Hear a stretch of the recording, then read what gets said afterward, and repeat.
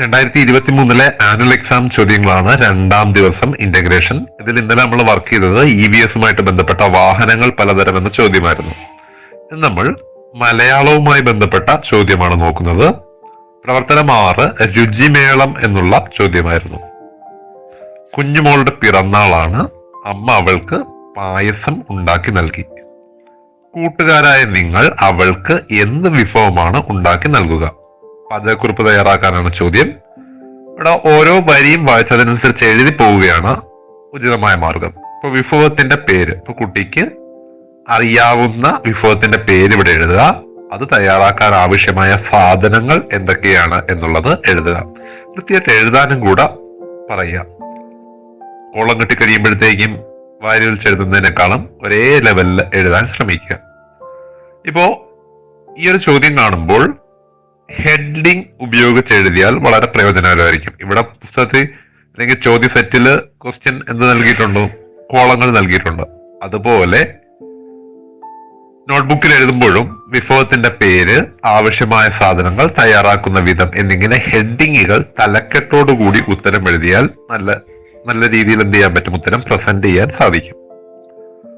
അപ്പൊ ഇതിന്റെ answer key പ്രകാരം പറഞ്ഞേക്കുന്നത് വിഭവത്തിന്റെ പേര് എഴുതിയാൽ 1 മാർക്ക്, ആവശ്യമായ സാധനങ്ങൾ എഴുതിയാൽ 1 മാർക്ക്, വാക്യഘടന പാലിച്ച് ആശയപൂർണതയോടെ വിഭവം തയ്യാറാക്കുന്ന വിധം അതിന് 3 മാർക്ക്. ഈ ഒരു കാര്യം ശ്രദ്ധിക്കുക. കുട്ടിക്ക് എന്തെങ്കിലും പാചകം അറിയാമോ എന്നുള്ളതല്ല നോക്കുന്നത്. ഇവിടെ ആശയപൂർണതയോടെ വാക്യഘടന പാലിക്കാൻ സാധിക്കുന്നുണ്ടോ എന്നുള്ളതാണ് നോക്കുന്നത്. അപ്പൊ സെന്റൻസ് ക്രിയേറ്റ് ചെയ്യാൻ സാധിക്കുന്നുണ്ടോ എന്നുള്ളതാണ് ഇവിടെ നോക്കുന്നത്.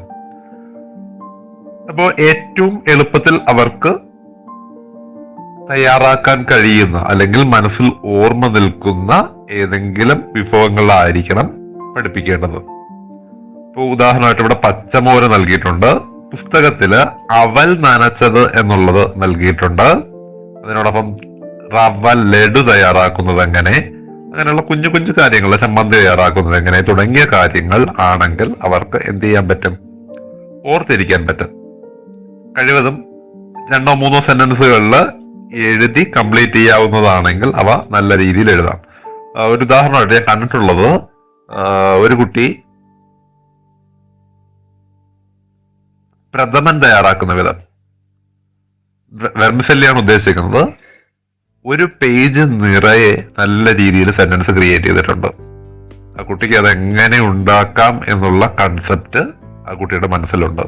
അപ്പൊ അത് ആശയപൂർണതയോട് തന്നെ എഴുതിയിട്ടുണ്ട്. ചില വാക്കുകൾ ആവർത്തിച്ചിരുന്നു. വീണ്ടും വെള്ളം തിളപ്പിച്ച ശേഷം, വീണ്ടും വെള്ളം തിളപ്പിച്ച ശേഷം, അങ്ങനെ വരുന്നുണ്ടെങ്കിൽ അത് തെറ്റല്ല. അതില് ബാക്കി അക്ഷരത്തെറ്റുകളോ സെന്റൻസിന് പ്രോബ്ലംസോ ഒന്നും ഇല്ലാതെ ആ കുട്ടിക്ക് ഒരു പേജ് എഴുതാൻ സാധിച്ചിട്ടുണ്ട്. അങ്ങനെ എഴുതുന്ന കുട്ടികളുണ്ടെങ്കിൽ വലിയ വിഭവങ്ങൾ എഴുതാം. അതല്ല, ബുദ്ധിമുട്ടുള്ള കുട്ടികളാണെങ്കിൽ അവർക്ക് ചെറിയ രീതിയിലുള്ള ഏതെങ്കിലും വിഭവങ്ങളായിരിക്കും ഉചിതം. അപ്പൊ ഈ ഒരു ടോപ്പിക്ക് പഠിക്കുന്നതിലൂടെ നമ്മൾ രക്ഷിതാക്കൾ ശ്രദ്ധിക്കേണ്ടത് ലേണിംഗ് ഒബ്ജക്റ്റീവ്സ് എന്തൊക്കെയാണ്. അപ്പോൾ വിഭവങ്ങളെ തരംതിരിക്കാനുള്ള കഴിവ്, അതിന് വേണ്ടുന്ന അവശ്യ വസ്തുക്കൾ, തിങ്സ് നീഡഡ് എന്ന് പറയുന്നതിനെ കണ്ടെത്താനുള്ള കഴിവ്, ചെറു വിഭവങ്ങൾ തയ്യാറാക്കാനുള്ള മനോഭാവം തുടങ്ങിയവയാണ്. അപ്പോൾ ഈ ഒരു കൺസെപ്റ്റ് ആലോചിച്ച് വെച്ചേക്കുക. വേനലവധിക്ക് കുട്ടികൾക്ക് ഒരു എന്നും കൂടെ പറയാം, ഒരു എന്റർടൈൻമെന്റ് എന്നുള്ള രീതി കൂടി പറയാൻ സാധിക്കും. ഇവിടെ കുറച്ച് വിഭവങ്ങളും അവയുടെ പേരുകളും എല്ലാം നൽകിയിട്ടുണ്ട്. നിങ്ങൾ സ്കിപ്പ് ചെയ്ത് പോവാം. വേണ്ടുന്നവർക്ക് സ്ക്രീൻഷോട്ട് എടുക്കാം. ഏത്തക്ക ഉപ്പേരി കുട്ടികൾക്ക് എളുപ്പം എഴുതാൻ പറ്റുന്നതാണ്, ചെറുതാണ്. സേമിയയുടെ കാര്യവും ആലോചിച്ചാൽ എഴുതാൻ പറ്റുന്നതേ ഉള്ളൂ. സേമിയ കവർ വാങ്ങിച്ച് പാക്കറ്റ് കവറിൽ തയ്യാറാക്കുന്ന കൺസെപ്റ്റ് എഴുതുകയാണെങ്കിൽ കുറെ കുട്ടികൾക്ക് ഓർത്തിരിക്കാൻ സാധിക്കും. മാങ്ങാച്ചാർ എന്നൊക്കെ പറയുമ്പോഴത്തേക്ക് ഇത്രയും സാധനങ്ങൾ ഓർത്തിരിക്കണമെന്നില്ല. ഇതിൽ ഓർമ്മയുള്ളത് വെച്ച് കുട്ടിക്ക് എഴുതാൻ സാധിക്കും.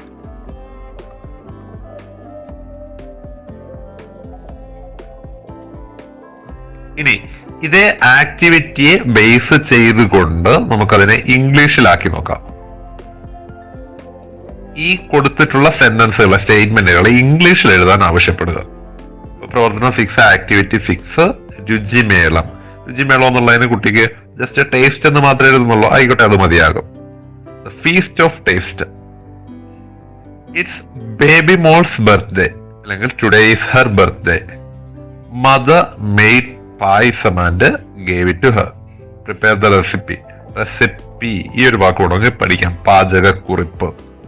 Name of the dish, things needed or ingredients. Ingredients വിഭവത്തിന് ആവശ്യമായ സാധനങ്ങൾ, ഇൻഗ്രീഡിയൻസ്. ഈ വാക്കുകൾ റെസിപ്പി, ഇൻഗ്രീഡിയൻസ്, കിച്ചൺ തുടങ്ങിയ വാക്കുകൾ അവർക്ക് വൊക്കാബുലറി എൻറിച്ച് ചെയ്യുന്നതിന് വേണ്ടി ഉപയോഗിക്കാം. ഇപ്പൊ ഓർമ്മ വന്ന മറ്റൊരു വർക്ക്, ഇതിൽ അഡീഷണൽ ആക്ടിവിറ്റി ആയിട്ട് കൊടുക്കാൻ പറ്റുന്നത് ഒരു വേർഡ് വെബ് തയ്യാറാക്കട്ടെ. കിച്ചണുമായിട്ട് ബന്ധപ്പെട്ട വേർഡ് വെബ് തയ്യാറാക്കാനും കുട്ടികൾക്ക് ഇവിടെ എന്ത് ചെയ്യാം, വർക്ക് കൊടുക്കാം. റെസിപ്പി ഉണ്ട്, ഇൻഗ്രീഡിയൻസ് ഉണ്ട്, പ്ലേറ്റ്സ് ഉണ്ട്, കുക്ക്, ഷെഫ്, മദർ തുടങ്ങി ഒരുപാട് കാര്യങ്ങൾ എഴുതാൻ സാധിക്കും. അടുക്കളയുമായിട്ട് ബന്ധപ്പെട്ട വേർഡ് വെബ് തയ്യാറാക്കാനും ചോദിക്കാവുന്നതാണ്.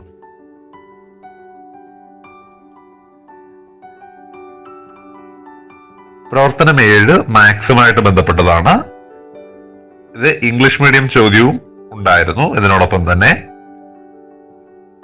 പിറന്നാളിനെത്തിയ 45 കുട്ടികളിൽ 16 പേർ മാത്രമാണ് പ്രഥമൻ കുടിച്ചത്. ബാക്കിയുള്ളവർ പാൽപ്പായസം കുടിച്ചു. എങ്കിൽ എത്ര പേർ പാൽപ്പായസം കുടിച്ചു? അപ്പൊ ഇവിടുത്തെ ചോദ്യങ്ങൾ വരിയായിട്ട് എഴുതാൻ തന്നെ അവിടെ നൽകിയിട്ടുണ്ട്. പിറന്നാളിന് എത്തിയവർ എത്ര പേരുണ്ട്? ചോദ്യം വായിച്ച് കുട്ടി കണ്ടെത്തട്ടെ. പ്രഥമൻ കുടിച്ചവർ എത്ര പേരുണ്ട്? പാൽപ്പായസം കുടിച്ചവർ എത്ര പേരുണ്ട്? അപ്പൊ ഈ ഒരു ഉത്തരം കണ്ടെത്താൻ ചിലപ്പോൾ കുട്ടികൾ ചോദിക്കുന്നത് ഇത് കൂട്ടാനാണോ കുറയ്ക്കാനാണോ, ഇത് എന്ത് ചെയ്യണം? കുട്ടികൾക്ക് അറിയില്ല. പിറന്നാളിന് എത്തിയവർ എത്ര പേരാണ്? 45 പേരാണ്. അതിൽ 16 പേരെന്ത് ചെയ്തു? പ്രഥമൻ കുടിച്ചു. അപ്പൊ ബാക്കിയുള്ളവർ എന്ത് ചെയ്തു? അവർ പ്രഥമൻ കുടിച്ചില്ല. കുടിച്ചില്ല എന്ന് പറഞ്ഞാൽ അവരെന്ത് കുടിച്ചെന്നതിന്റെ അർത്ഥം?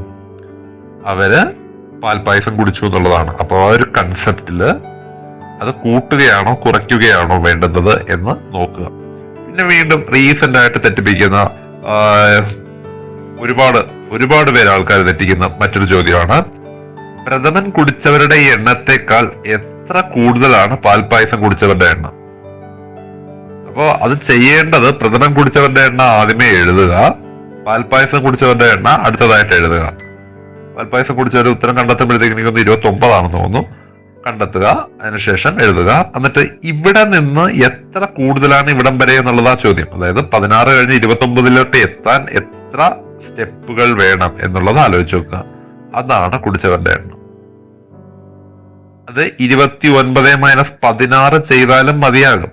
ഈ ഒരു രീതി അവർക്ക് അറിയില്ല എങ്കിൽ ആദ്യത്തെ സംഖ്യ എഴുതുക, അവിടെ നിന്ന് എത്ര സ്റ്റെപ്പ് വെച്ചാൽ അടുത്ത സംഖ്യയിലേക്ക് എത്താം എന്നുള്ളൊരു കാര്യം വേണമെങ്കിലും ചോദിക്കാം. അങ്ങനെയും എഴുതിപ്പിക്കാം. ഇതാണ് ഇംഗ്ലീഷ് മീഡിയത്തിന് വേണ്ടിയുള്ള ഭാഗം. Number of friends who drank palpayasam. Drank കുടിച്ചു എന്നുള്ളതാണ്. ഡ്രാങ്ക് ഡ്രിങ്കിന്റെ പാസ്റ്റ് ആണ് ഡ്രാങ്ക്. ഈ വരികളും കൂടെ നോക്കുക, അവരെ കൊണ്ട് വായിപ്പിച്ച് വേണമെങ്കിൽ ഇതിന്റെ മലയാളം എഴുതിപ്പിക്കാം. 45 ഫ്രണ്ട്സ് കെയിം ടു സെലിബ്രേറ്റ് കുഞ്ഞുമോൾസ് ബർത്ത്ഡേ. കുഞ്ഞുമോളുടെ ബർത്ത്ഡേ ആഘോഷിക്കാൻ വേണ്ടി വന്നു. only 16 drank പ്രഥമൻ. 16 പേര് പ്രഥമൻ കുടിച്ചു. the rest of them ബാക്കി വന്നവർ drank palpayasam. then how many of them drank പാൽപ്പായസം? അപ്പൊ 45 നിന്ന് 16 കുറച്ചാൽ പാൽപ്പായസം കുടിച്ചവരുടെ എണ്ണം കിട്ടും. How many more friends drank palpayasam than those who drank പ്രഥമൻ? നമ്മൾ നേരത്തെ പറഞ്ഞതുപോലെ 16 നിന്നും 29 എത്താൻ എത്ര സ്റ്റെപ്പുകൾ വേണം എന്നുള്ളത് ഇതാണ് കൺസെപ്റ്റ്. കുട്ടികളെ കൊണ്ട് ആലോചിപ്പിക്കുക. അതിനെ അത് പാടാതുണ്ടെങ്കിൽ ജസ്റ്റ് ഈ ഒരു കൺസെപ്റ്റിൽ കുറയ്ക്കുക എന്ന് ഡയറക്റ്റ് അങ്ങ് പറഞ്ഞു കൊടുത്താൽ അവർക്ക് ഉത്തരത്തിലേക്ക് എത്താൻ സാധിക്കും. ലാസ്റ്റ് 8ാമത്തെ പ്രവർത്തനം വളരെ എളുപ്പമുള്ള പ്രവർത്തനമാണ്. സ്കൂൾ പുസ്തകത്തിലൂടെ കടന്നു പോകുന്ന ചോദ്യം. കുറച്ച് ആഹാര സാധനങ്ങൾ നൽകിയിട്ടുണ്ട്. ഇവയെ അറേഞ്ച് ചെയ്യാനാണ് പറഞ്ഞേക്കുന്നത്. ഇപ്പൊ എണ്ണയിൽ ചുടുന്നവ എന്ന് ഉദാഹരണം കൊടുത്തിട്ടുണ്ട്. അപ്പൊ ഇവിടെ എന്തൊക്കെ വരാം? നേരിട്ട് ഈ ചോദ്യം വായിച്ചിട്ട് കുട്ടി സ്വന്തമായിട്ട് ചെയ്യട്ടെ. ആവിയിൽ വേവിക്കുന്നവ, പ്രകൃതിയിൽ നിന്ന് നേരിട്ട് ലഭിക്കുന്നവ എന്നിങ്ങനെ രീതിയിൽ ക്ലാസിഫൈ ചെയ്യാൻ പറ്റും. ഇപ്പൊ ആപ്പിൾ, മാങ്ങ, മുന്തിരി തുടങ്ങിയ നമുക്ക് പ്രകൃതിയിൽ നിന്ന് നേരിട്ട് ലഭിക്കുന്നവ, അല്ലെങ്കിൽ നമുക്ക് നേരിട്ട് കഴിക്കാവുന്നവ, അതായത് വേവിക്കേണ്ടാത്തവ, അങ്ങനെ ഏതെങ്കിലും രീതി ക്ലാസിഫൈയും കൂടെ ചെയ്യണം. ക്ലാസിഫിക്കേഷനും കൂടെ വേണം. അതിനനുസരിച്ചാണ് മാർക്ക് ലഭിക്കുന്നത്. ആവിയിൽ വേവിക്കുന്നവയാവുമ്പോഴത്തേക്കും പുട്ട് അതിൽ വരും, ഇഡ്ഡലി അതിൽ വരും. എണ്ണയിൽ ചുടുന്നവയാകുമ്പോൾ വട, ബജി തുടങ്ങിയവ വരും. ഇടിയപ്പം ആവിയിൽ വേവിക്കുന്നത്. ഈ രീതിയിൽ ഇത് കുട്ടികൾ എളുപ്പം ചെയ്യും.